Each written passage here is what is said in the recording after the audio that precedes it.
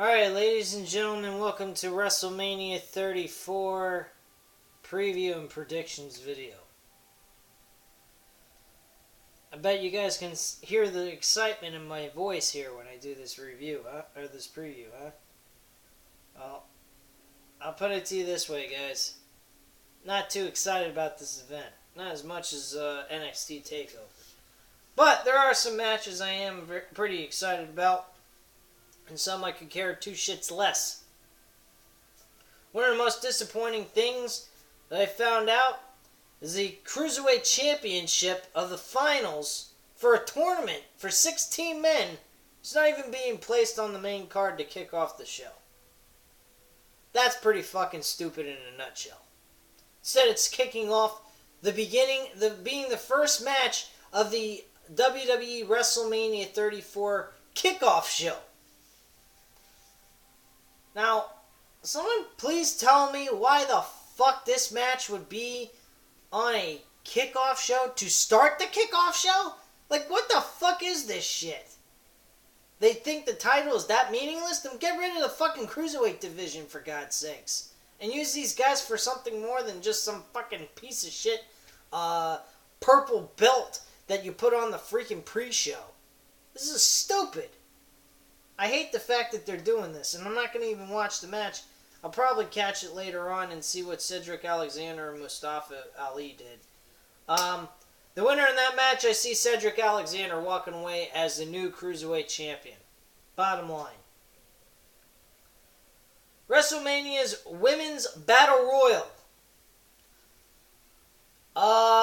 Who do I think is going to win this? Well, I think it's going to come down between Bayley and Sasha Banks. Now, the winner, I think, is going to be Sasha Banks. I think she's going to be the one to win. I think she's going to get a championship match against Alexa Bliss. And then Sasha Banks is going to turn heel. And Alexa Bliss is, and then Sasha Banks and Sasha Banks is going to become heel. And Bayley is going to go after the title and be the title chaser. And eventually beat Sasha Banks for the belt. That's what I think is going to happen there. The Andre the Giant Memorial Battle Royal. Who fucking cares, really? At this point, they might as well just give the fucking title to freaking Baron Corbin at this point. Maybe it'll help restart his fucking push and give him something, but quite frank with you guys, I don't see any point in that match. It's garbage. Alright, so let's go through the list of matches that is going to happen. What match do I think out of the bunch is going to start off the show? Well, I kind of think I know what it should be. It should be the Raw Tag Team titles. Might be saying, why? Why would you say that? Actually, no. You know what? I changed my mind. I think that should kick off the show to get the most boring fucking piece of shit match out of the way is the Raw Women's Championship between Alexa Bliss and Nia Jax. Give everyone an opportunity to go to the convenience stands, get some fucking popcorn, some candy, whatever, some sodas and beers, whatever the hell they're going to fucking get at that event, and just pile up on that shit while this match goes on for about 10 to 15 minutes. And not having anyone give a flying fuck about the opening match. Who gives a shit? I'd fucking just throw that in there, since they're not going to put it on the freaking pre-show, which is where it belongs anyway, because it's a piece of crap title match. Who gives a shit? Alright, so after I would do that match, I'd probably make the tag team, the Raw tag team titles the next match after that. I'd go back to back for Raw matches and back to back on SmackDown. Cesaro and Sheamus versus Braun Strowman and whoever his tag team partners to be announced at the event, I think should be the second match on the card. By the way, Alexa Bliss and Nia Jax. Who do I think is going to win? I think Alexa Bliss is going to win. I think she's going to win by a screwjob finish. Cesaro and Sheamus versus Braun Strowman and whoever's tag team partners. I think Cesaro and Sheamus will retain the tag team belts. They will retain them by disqualification, by cheating and getting disqualified. Because they don't want to fucking lose those titles to Braun Strowman and whoever's tag team partner is. Then following that match, I think we could go with the Fatal 4-Way United States Championship match.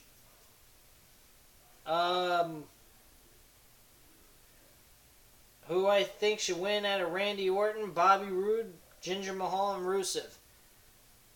Well, from what I heard earlier today on JD from New York 206 on YouTube.com, who I'm a big fan of his. I think he's a very good, intelligent man when it comes to logical sense and when it comes to wrestling booking. He stated that Rusev got this spot because they didn't want him to want to be released. They wanted to make it up to him. Not because he was getting high merchandise sales, but because he said he wanted to be released. This is a story that JD pulled up on his YouTube channel where he discovered this on one of his sources that he read online. And he just wanted to post it to everybody else's attention. It wasn't merchandise sales, it was actually the fact that he said he wanted to be released from the WWE. Now that's pretty sad in a nutshell that they would give him that spot just because he said he wanted to be released or else. How the fuck can you go ahead and treat your talent like that, making him feel the way he did? There was no excuse why they should have never won tag team gold, important matches, or anything. Aiden English actually is blending well with Rusev. They have a corny gimmick, but it's funny as hell to laugh at. It's enjoyable to watch, and it gives you something to feel, it's cute, and it works for those two. They are just having a good time with it. They're enjoying their role as their characters. If you're getting the fans to win over on you, one, why aren't they faces? They're fucking beloved by the fans. And two, why aren't they winning any important matches? Especially Aiden English. He ain't even getting a fucking win anywhere in any point in time. So, then Rusev is a fucking beat-up toy for AJ Styles and Shinsuke Nakamura's build-up towards their fucking matches they're going to have, which, by the way, the build-up towards that match was absolute shit.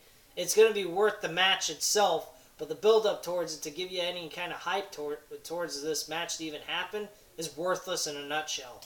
So, who fucking cares about the build-up? Enjoy the fucking match. So yeah, I think Rusev should be the new United States champion and walk away winning the Fatal 4-Way match.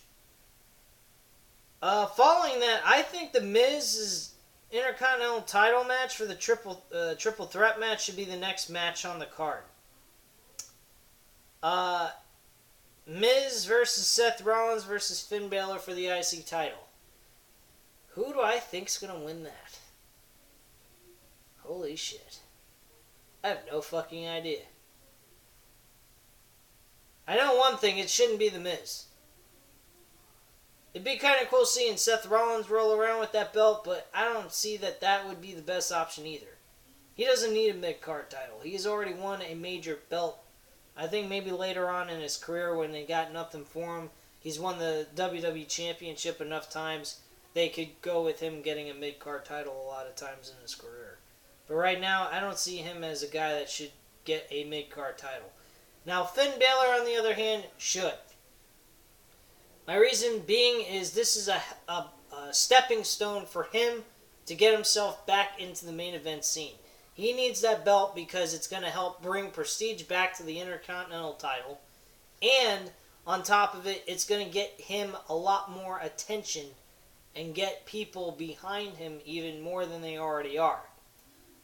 See, I honestly think that at this point, they need to bring him to a higher level than he ever was in NXT or where he is right now with WWE. And where he is right now with WWE is probably pretty much the bottom of the barrel, in my personal opinion. But that's just me. But Finn Balor needs to win this title. It is important for him, it's important for his build, and it will give a lot of prestige to the Intercontinental title and a lot of great matches you will get to see one-on-one with him against some other opponent with a challenger. So yes, Finn Balor should win the Intercontinental title.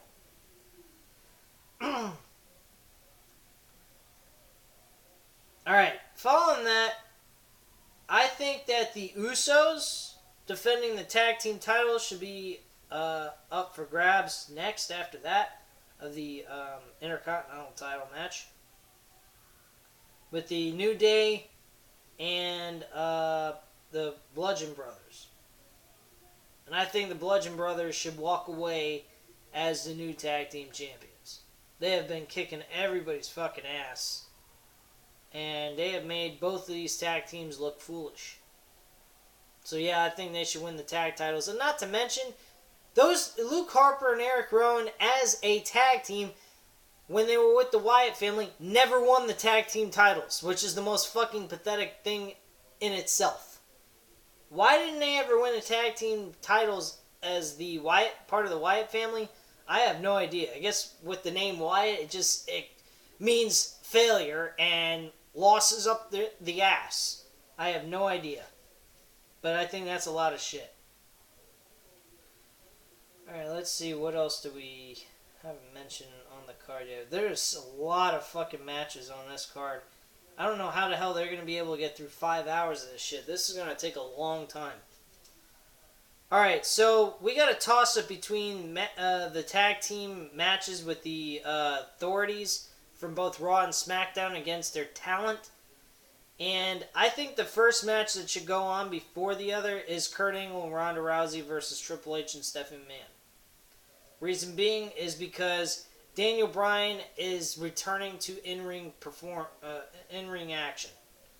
He is going to be performing for the first time in 3 years, and on top of it, it is a big, huge situation for WWE, and I think it's very important for them to put him on after Kurt Angle and Ronda Rousey's match with Triple H and Stephanie McMahon.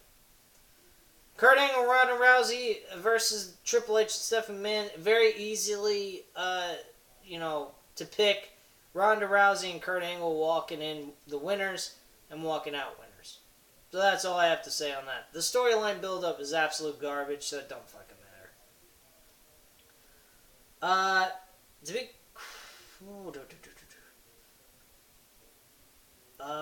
Brock Lesnar and Roman Reigns should be next after that. Honestly. I think Brock Lesnar and Roman Reigns for the Universal Championship should be the next match on the card. And I think, of course, Roman Reigns is going to walk away as the new Universal Champion. So I'm not even going to bother talking about that shit. Let's see. So Daniel Bryan and Shane McMahon versus Kevin Owens and Sami Zayn. Of course, Daniel Bryan should walk away victorious with Shane McMahon, and Sami Zayn and Kevin Owens, they can go ahead and just get hired by Raw. That problem solved. They'll be on a roster. It's not even a big deal for them to lose.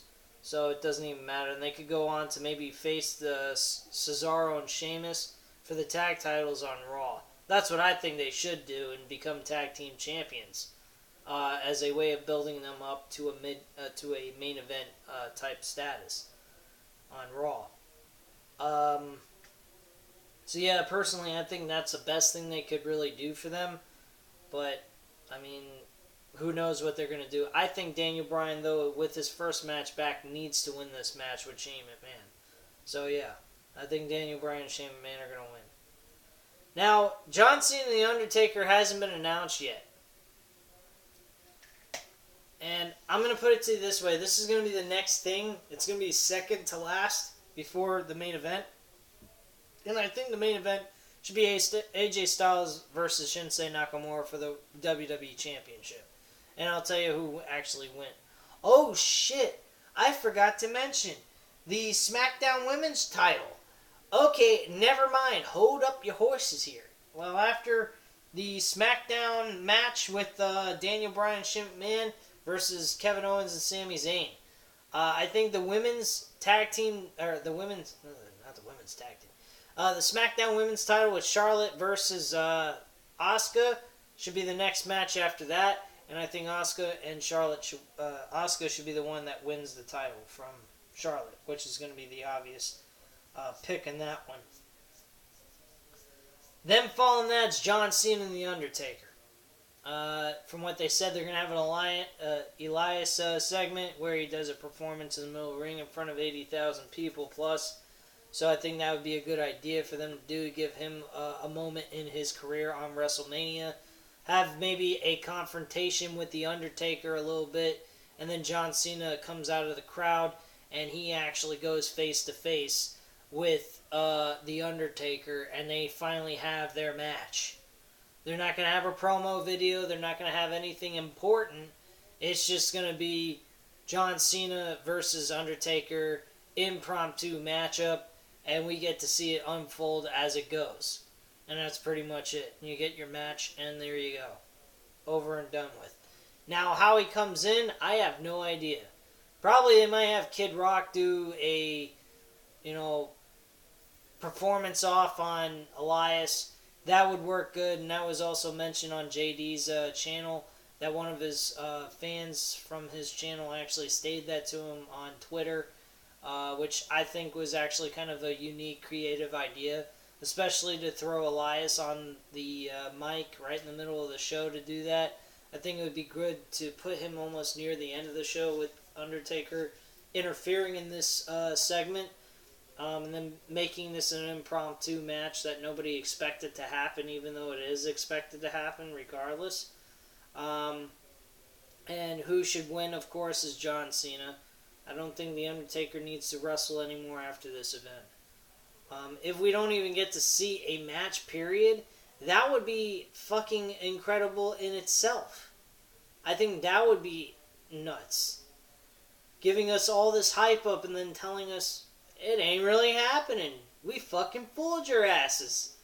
So that'd be pretty fucked up if they didn't have the match happen. So, which is a possibility. I wouldn't put it past them for doing something like that. But I don't think after all this time they're going to go ahead and do all this hype up. Oh, John Cena's going to be a fan like everybody else. No.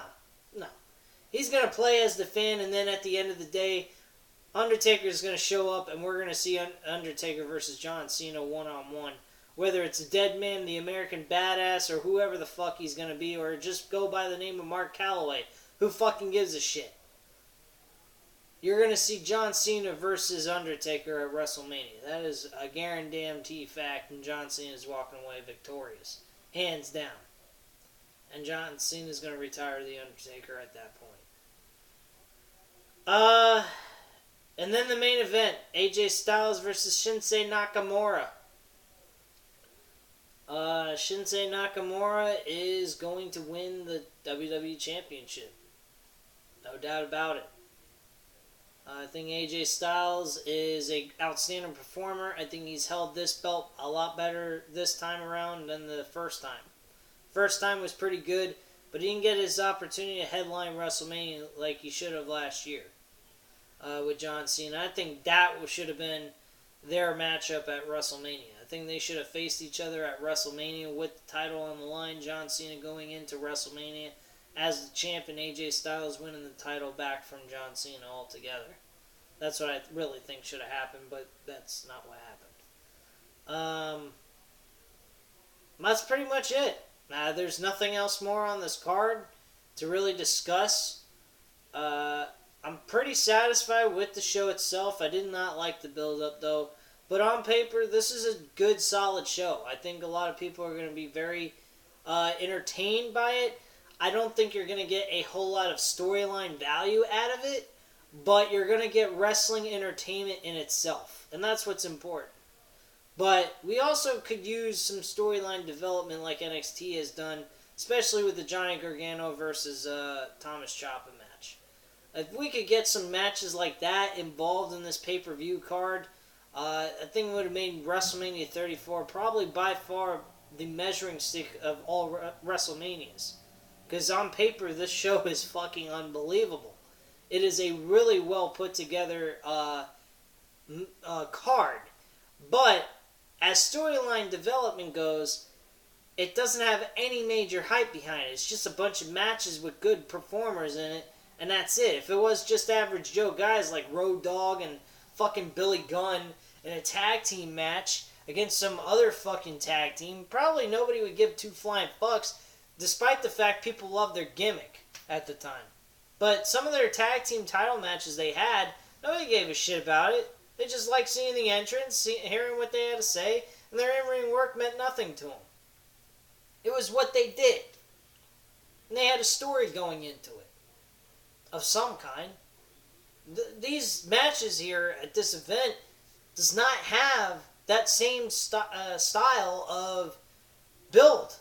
It's just a complete bland, boring, here you go, you're in this match, you're in that match, blah, blah, blah. And if there is a story behind it, it's fucking horrible. Like the Ronda Rousey and Kurt Angle versus Triple H and Stephanie McMahon.